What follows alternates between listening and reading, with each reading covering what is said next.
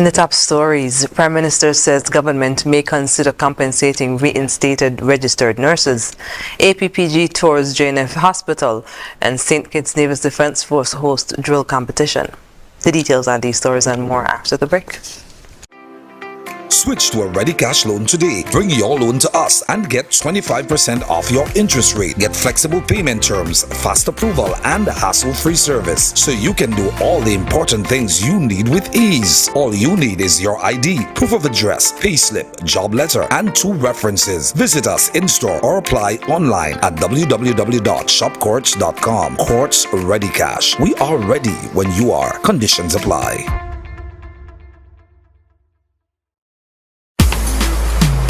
In cricket, there are a few essentials. A bat, a pitch, a ball, some fielders, and plenty of refreshments. Enjoy the cricket with Angostura Chill. Angostura Chill, the official refreshment partner of the Hero CPL T20.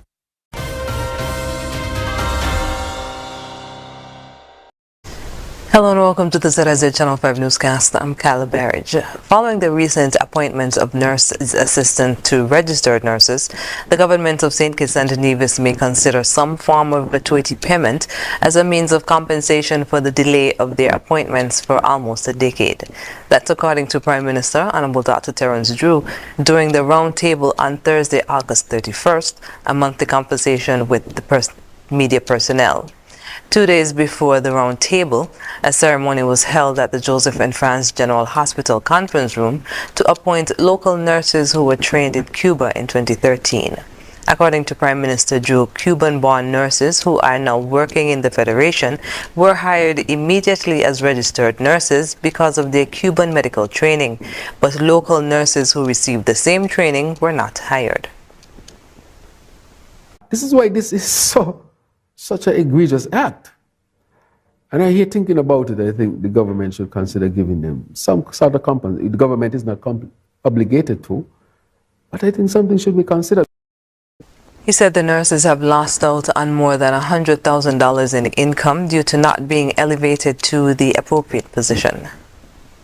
Because, let me say this, the difference between the pay of a registered nurse and an assistant nurse, let's say, is around $1,000. 1,000 times 12, it could be more than that. It's $12,000. 12,000 times 10, minimum $120,000. Plus loss of opportunity for advanced training, loss of opportunity for increment and the increased salaries. I mean, there's a significant amount of money. So you're easily talking about $150,000. But apart from that, the professional embarrassment, the humiliation, to see somebody come from Cuba who study at the same university, is their boss, and they got the same qualifications. The only difference is you're born in Cuba and I'm born in St. Kitts. He said that this was a policy before their appointments, but was not upheld. The Nursing Council has reviewed their qualifications and has determined that they are capable. On Thursday, members of the all-party parliamentary group toured the Joseph and Franz General Hospital as part of an investment tour while the group is in the Federation. They were joined by St. Kitts and Nevis's High Commissioner in London, His Excellency Kevin Isaac.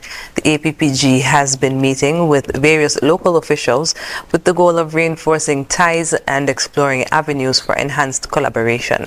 The delegation includes Daniel Kozinski, chair of the APPG SKN, Lisa Cameron, vice chair of the APPG SKN, and Scott Sherlock, parliamentary aide in the office of the chair. Part of the discussions include facilitating investment into the health sector, including working with the government on the construction of the new hospital. Aside from touring the JNF General Hospital, the group was also slated to meet with representatives from the private sector to foster dialogue on strategies to strengthen trade relations.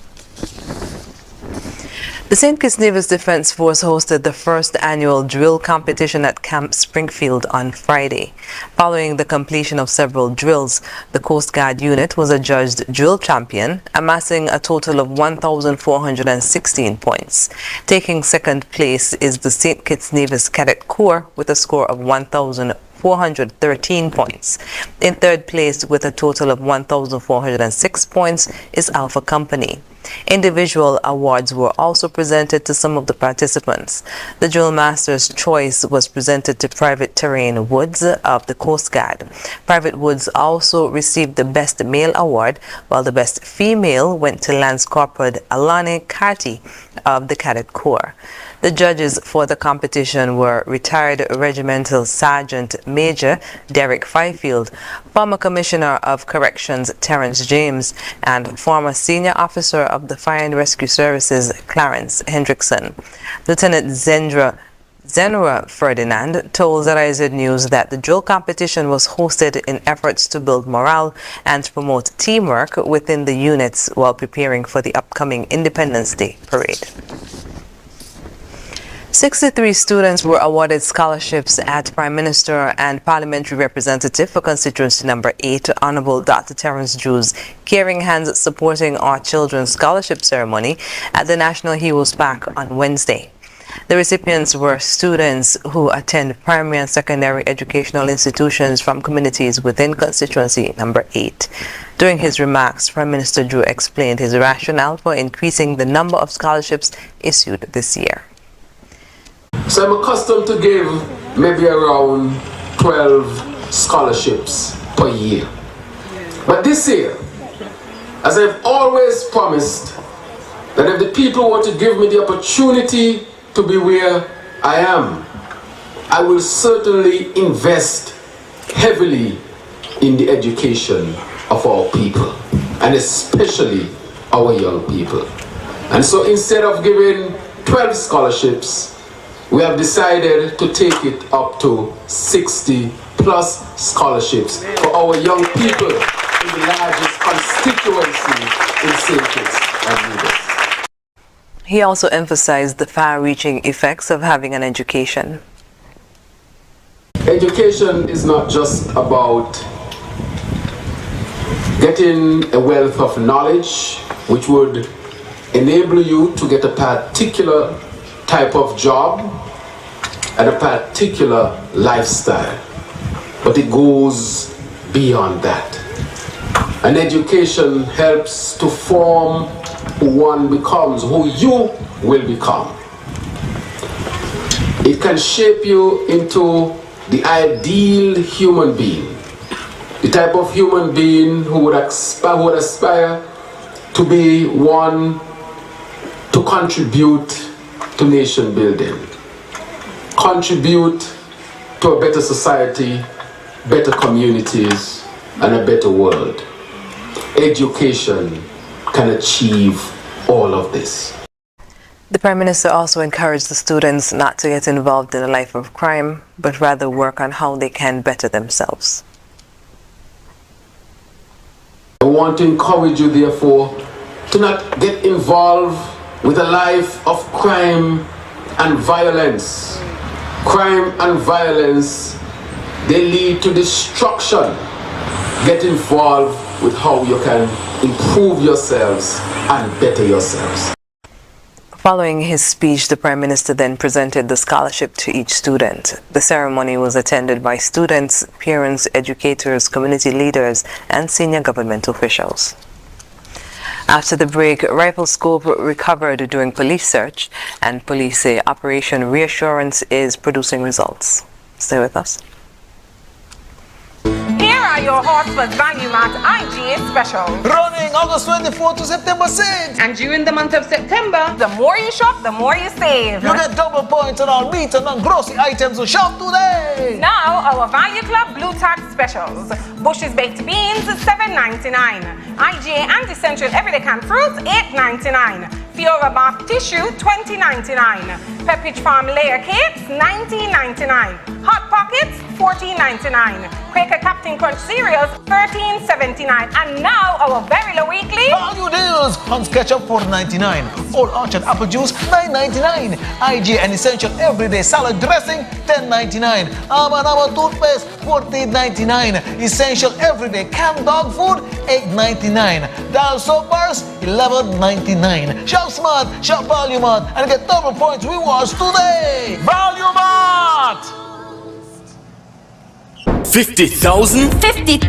$50,000? Win big with TDC! Win up to $50,000 cash in the TDC Mega Rewards Mega Raffle! To enter, you must be a Mega Rewards member or sign up to TDC Mega Rewards Loyalty Program. Shop at our TDC retail stores or online at shoptdcgroup.com to receive one entry for every $250 spent. Draws take place from July to November. Win $10,000 every month with your entry rolled over so you can win even more. Yes, this is 50. Terms and conditions apply.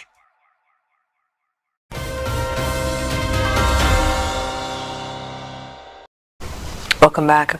The anti-narcotics unit of the police force has recovered a rifle scope, namely one Tasco red dot sight attachment, on August 31st, 2023 in the Shadwell area on St. Kitts.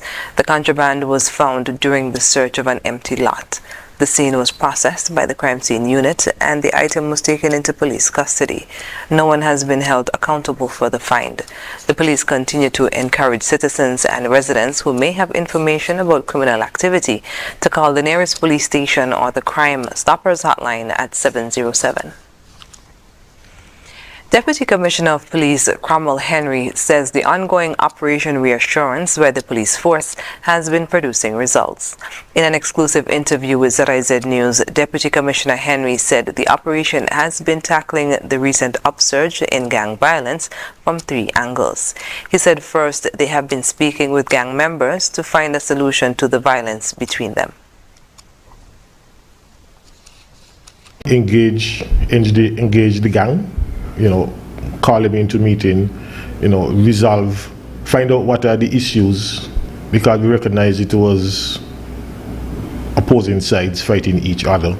And so we would have called them in, find out what are the issues that cause them to react this way to each other, and try to have those issues resolved.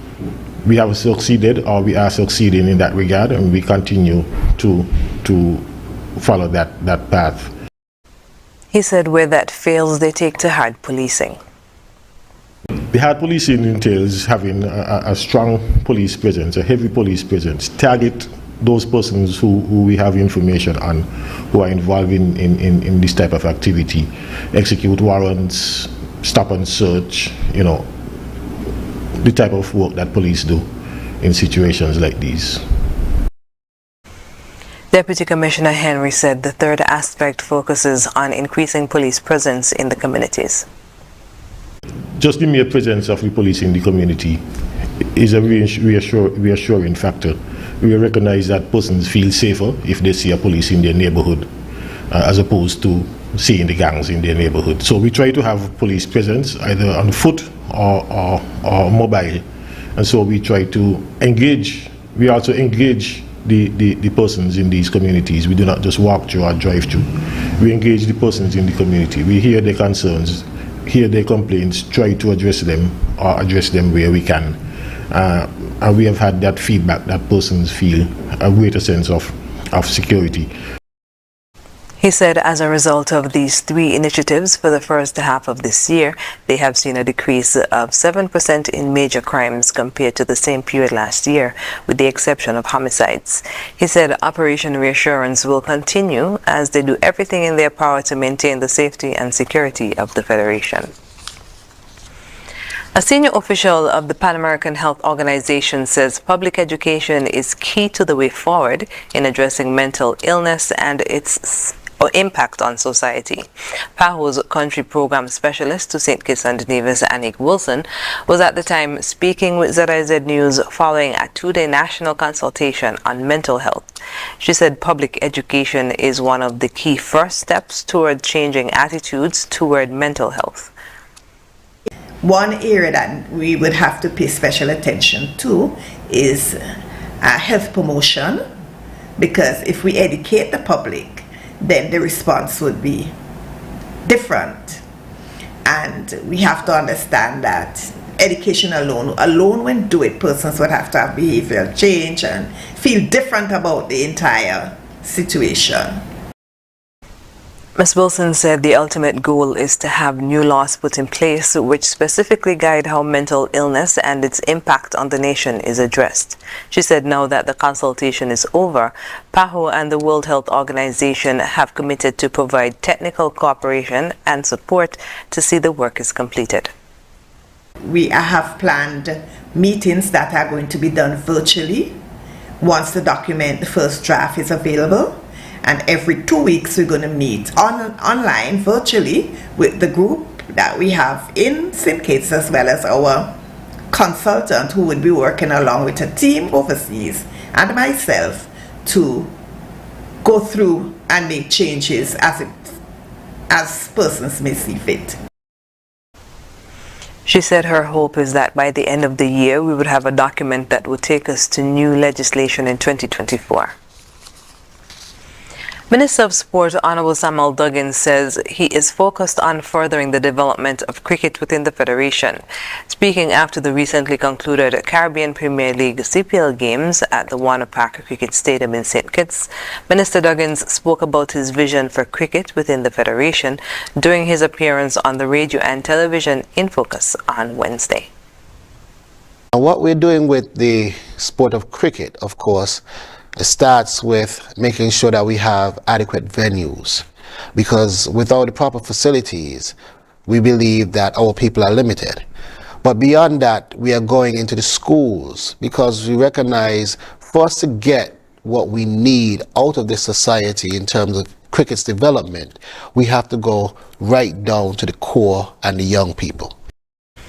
He said that it is part of his mandate to bring sport back into the schools because of its absence over the past years. Minister Duggins also congratulated the Minister of Education for sharing his vision and collaborating on the joint venture of bringing sports back into schools. He also stated that his ministry is currently collaborating with the local organization to ensure that more cricket matches are played in St. Kitts. We've been working with a number of different cricket clubs from in the UK in particular, so that we could have exchanges and different matches that our people could partake in, and also to have some of our people venture over to their clubs to be a part of Cricket in Action there as well. Minister of Sport Honorable Samuel Duggins. Coming up in regional news, fire victim pleads for better access to community in Dominica.